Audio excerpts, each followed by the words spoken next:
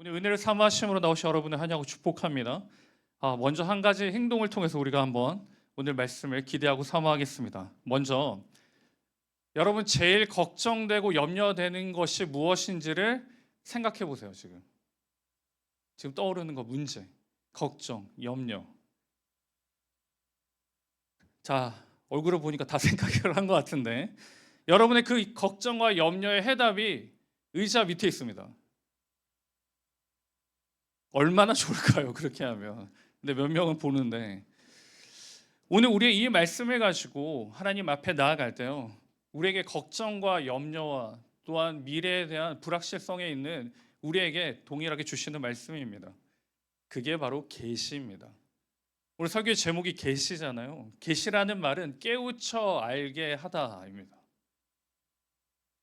우리가 이 일상생활에 살아가며 우리의 삶에 놓여져 있는 여러 가지 문제들과 걱정과 그 모든 것들 가운데 하나님께 계시해 주시는데 그 해답을 우리에게 알려주고 계십니다. 그러니 오늘 말씀을 잘 들으시기 바랍니다. 먼저 우리는 하나님을 알아야 되는데 하나님이 누구신가? 여러분, 하나님을 어떻게 확인할 수 있을까요? 하나님을 알게 할 수 있는 방법은 두 가지입니다. 첫 번째는 일반 계시예요. 하나님은 우리에게 알려주셨는데 그것이 무엇이냐? 창조된 만물로 우리에게 알려주십니다. 오늘 이제 가을이 접어들잖아요. 이 변하는 모든 것들을 통해서 하나님이 창조주이시고 하나님이 살아계심을 알려줍니다. 그게 일반 계시입니다. 그리고 두 번째는요, 특별 계시입니다. 특별 계시라는 것은 특별하게 주신 것인데 바로 하나님의 말씀입니다. 말씀으로 하나님이 살아계심을 우리에게 선포하십니다. 그래서 일반 계시와 특별 계시가 있습니다.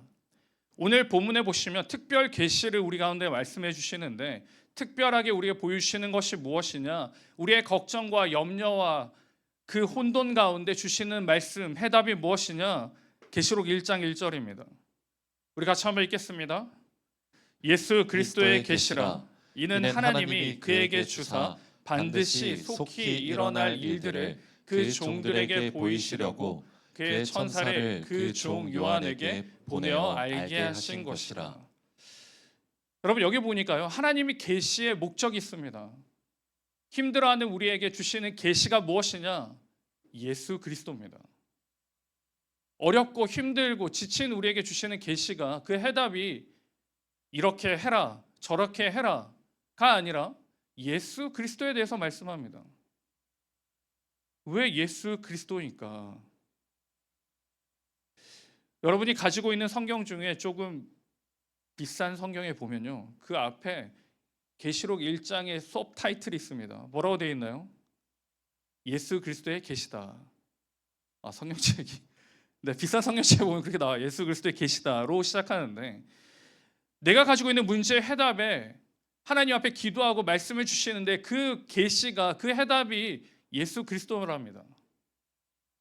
왜 예수 그리스도가 나의 인생의 이 문제와 어려움에 해답이 될 수 있는가? 그걸 오늘 본문을 통해 발견하도록 하겠습니다. 예수 그리스도의 계시를 통해 우리에게 주시는 메시지는 명확합니다. 복 있는 사람이라는 겁니다. 예수 그리스도의 계시를 아는 사람이 복 있는 사람이래요. 여러분, 복 있는 사람이라는 주제는 굉장히 많이 들었습니다. 어디에서요? 시편에서 많이 들었습니다. 그런데 계시록에서는 처음이에요. 계시록에서 말씀하고 있는 복 있는 사람의 태도가 있는데 그 태도를 가진 사람이 복된 인생이다라고 이야기해요. 세상에서 복된 인생의 태도는 무엇입니까? 열심히 하는 사람이 복된 인생이에요. 열심히 해서 성취를 이루어낸 사람을 복된 사람이라고 합니다. 그런데 요즘 시대에는요, 열심히만 해서는 안 되는 것 같아요. 열심히만 하면 그냥 거기서 머무는 것 같습니다. 그러니 달리 세상은 이야기하죠. 네가 하고 싶은 대로 하라고. 네가 원하는 대로 하라고. 그게 정답이라고 이야기합니다. 문제는 이런 생각과 주장이요, 신앙생활에도 들어옵니다. 내가 어떻게 신앙생활을 해야 되나? 그냥 내 마음대로 합니다. 내가 원하는 대로 신앙생활하고요, 내가 원하는 대로 예수님을 만납니다. 하나님 앞에서의 바른 태도와 반응이 아니라 내가 생각하는 바른 반응과 태도를 보입니다. 그래서 어떻게 할까요? 내가 시간을 내서 이렇게 예배의 자리에 참석하잖아. 내가 그래도 이 자리에 함께 하잖아. 힘들고 어렵고 지치지만. 여러분 정말 귀합니다. 당연하죠. 너무 소중합니다. 그런데 거기서 멈추면요, 우리는 바른 신앙이 아니라 다른 신앙으로 살아가는 것입니다. 복 있는 바른 태도는 무엇이냐면요, 계시록 1장 3절에 보시면 이렇게 기록합니다. 이 예언의 말씀을 읽는 자와 듣는 자라고 나옵니다. 복된 사람의 첫 번째 모습은요, 읽고 듣는 사람들입니다. 읽다라는 원어를 보시면 아나기노스코를 씁니다. 이 말은 소리내어 읽다입니다. 소리내어 읽다. 언어를 가장 잘 할 수 있는 방법 중에 제일 중요한 것 하나가 뭔지 아십니까? 소리내어서 읽는 거예요. 소리내어서. 우리 중에 누구 아무튼 소리내어서. 영어를 처음 할 때 ABC 소리내서 하잖아요. 소리내어서 읽는 겁니다. 그 소리를 낼 때 같이 듣는 거죠. 여기 보시면 읽고 듣는 건데요, 뜻은 다르지만 하나의 단어로 귀결됩니다. 읽고 듣는 것은 순종을 말합니다. 하나님의 말씀을 낭독하는 것을 이야기합니다. 순종하는 사람에게 복이 임한다라고 말합니다. 그 낭독의 모습은 느헤미야에서 발견되는데요, 느헤미야 8장 17절인데 우리가 처음 읽겠습니다. 시작. 에스라는 첫날부터 끝날까지 날마다 하나님의 율법책을 낭독하고 무리가 이레 동안 절기를 지키고 여덟째 날에 규례를 따라 성회를 열었느니라. 본문에 보시면 느헤미야서에는 에스라 선지자가 나옵니다. 학사죠. 책사입니다. 율법을 선포합니다. 낭독합니다. 그 율법책의 말씀을 듣고 반응합니다. 그리고 회개로 이어지죠. 말씀을 선포하고 말씀을 듣고 그 말씀에 대한 반응이, 순종이 무엇이냐면 철저한 회개입니다. 그 회개함으로 다시 하나님 앞에 순종의 길로 다시 재설정에 나아가는 겁니다. 여러분, 말씀을 묵상하실 때, 말씀을 읽을 때 소리 내어서 읽어보신 적 있으십니까? 소리 내어서 읽어보신 적 있으세요? 지성, 말씀을 소리 내서 읽어본 적 있습니까? 어때요? 네, 다친 질문을 했네요. 말씀을 소리 내서 읽을 때요, 여러분, 그냥 읽을 때와 소리 내서 읽을 때의 집중도가 다릅니다. 그냥 읽을 때는 5만 가지 생각을 같이 함께 할 수 있어요.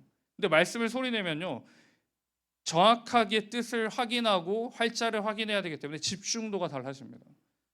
그러니 낭독해야 돼요. 하나님 말씀을 낭독하고 그 낭독이 내 귀에 들려야 되고요, 그 내 귀에 들릴 때 내 마음 가운데 새겨지는 것입니다.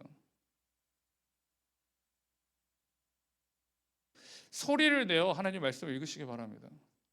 요즘은요, 소리를 내지 않아요.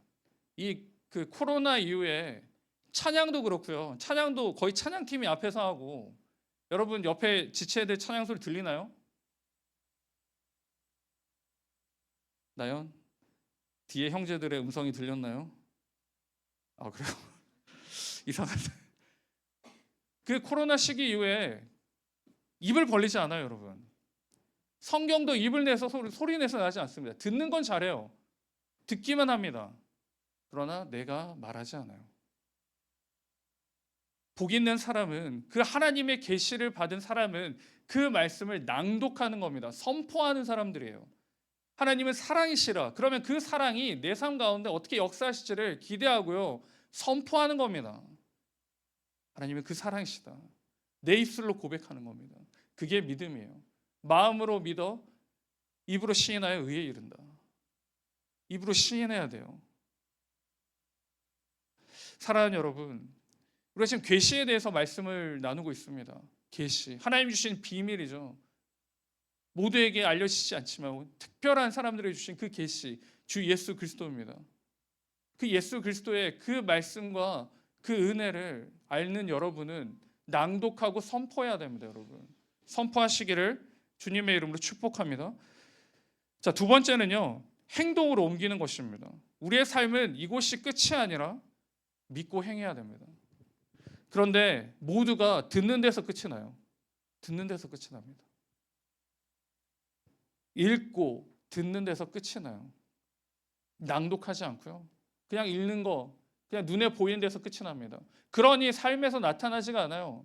내가 뭔가를 이뤄낼 필요가 없습니다. 계시록 1장 5절에 보니까요. 또 충성된 증인으로 죽은 자들 가운데서 먼저 나시고 땅의 임금들이 머리가 되신 예수 그리스도로 말미암아 은혜와 평강이 너에게 있기를 원하노라.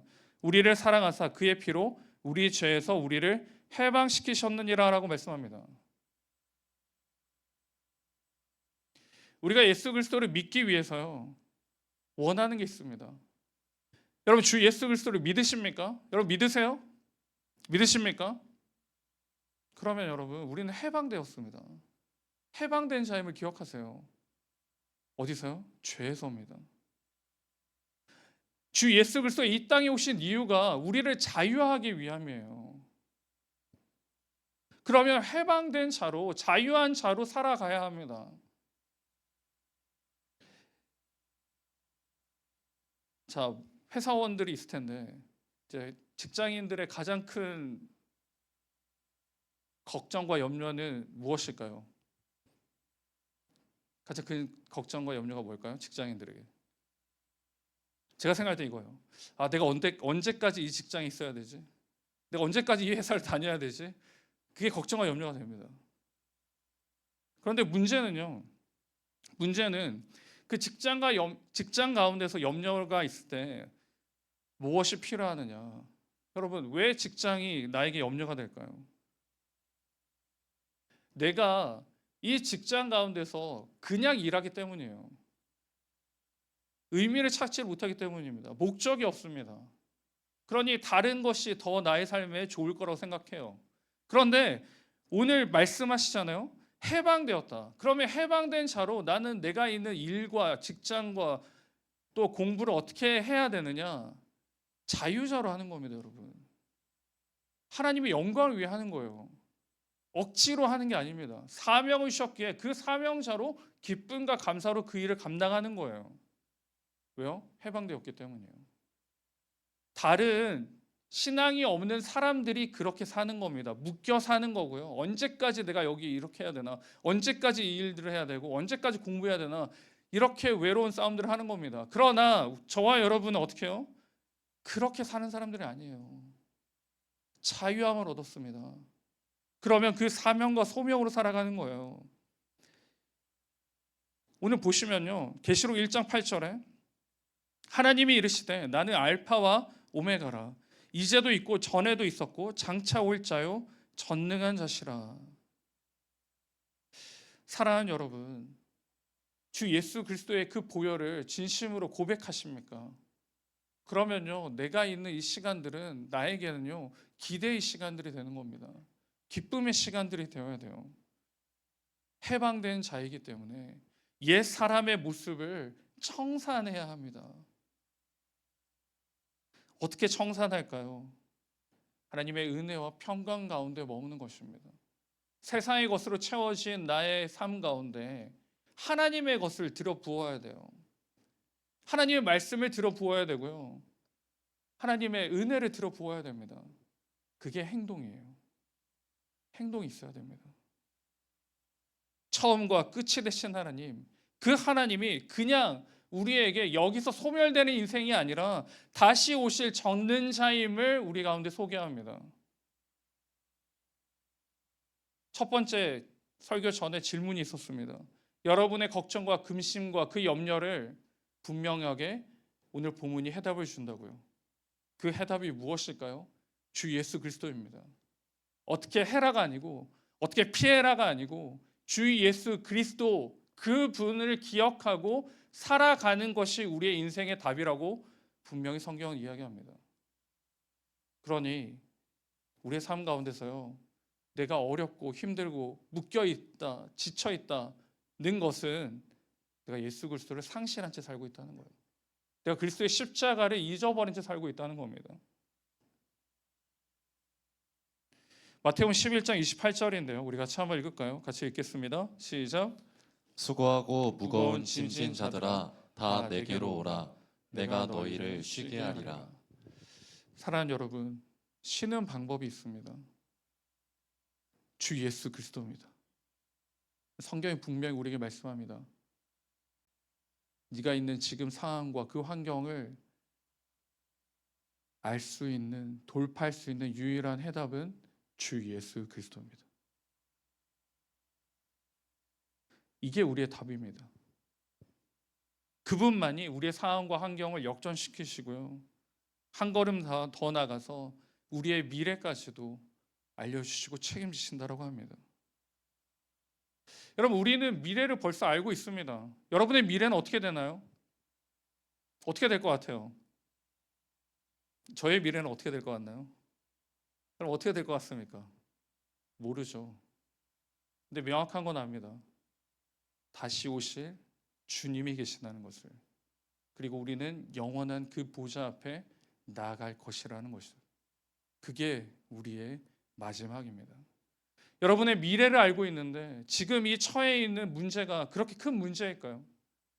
여러분의 미래는 더 영광스러운 자리인데 왜 우리는 그 미래를 상실한 채 지금 묶여 살아가고 있나요?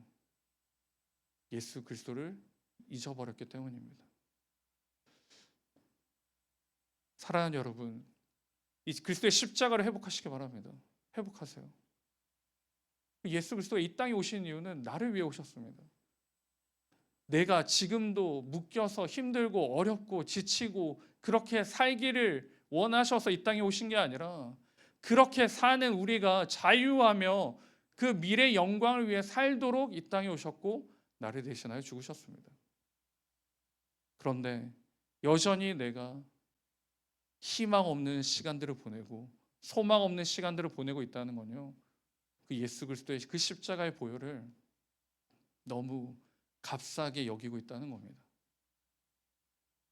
다음 주에 새생명 축제를 시작합니다. 초청되어 오게 되는 많은 지체들이 있을 텐데요.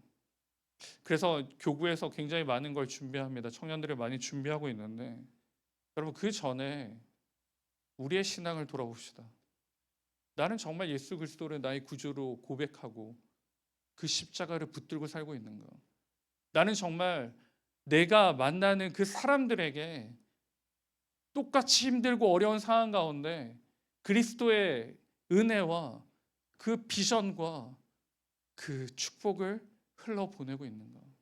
아니면 나도 옆에 있는 사람들과 동일하게 좌절하고 절망하고 실망하고 실족하며 살고 있는지. 만약 그렇게 살고 있다면요, 우리 같이 회복하시기 바랍니다. 다시 우리 예수 그리스도를 회복합시다. 다시 잃어버렸던 그 주님을 붙잡으시고 그 십자가를 다시 우리 마음 가운데 새기기를 주님의 이름으로 축원드립니다. 그래서요, 하나님의 예수 그리스도를 아는 계시, 그 계시를 아는 사람들의 행동의 모습들을 제가 정리해 봤습니다. 첫 번째는요, 우리가 이번 한 주가 이렇게 살기 원합니다. 말씀을 낭독합니다. 여러분, 말씀을 낭독하세요. 우리가 매일 큐티를 할 텐데 그 큐티를 소리 내서 읽어보시기 바랍니다. 소리 내어서 읽으시기 바랍니다. 두 번째는요, 그 말씀을 내 생활 가운데 선포하시기 바랍니다. 여러분이 받은 말씀이 있잖아요. 그 큐티와 은혜가 있잖아요. 그걸 내가 하겠다라고 선포하고 선언하시기 바랍니다. 매일 아침에 밥 먹기 전에, 화장실 가시기 전에 선포하시기 바랍니다. 그리고 세 번째는요, 기도로 확증하는 것입니다. 하나님 앞에 결단하는 거예요. 오늘 하루 하나님 예수 그리스도의 그 은혜를 기억함으로 살게 하여 주시옵소서. 내 상황과 환경과 그 모든 여건들은 변하지 않지만 내 안에 그리스도가 살아계시기에 나는 오늘도 하나님의 영광을 위해 살게 하여 주시옵소서.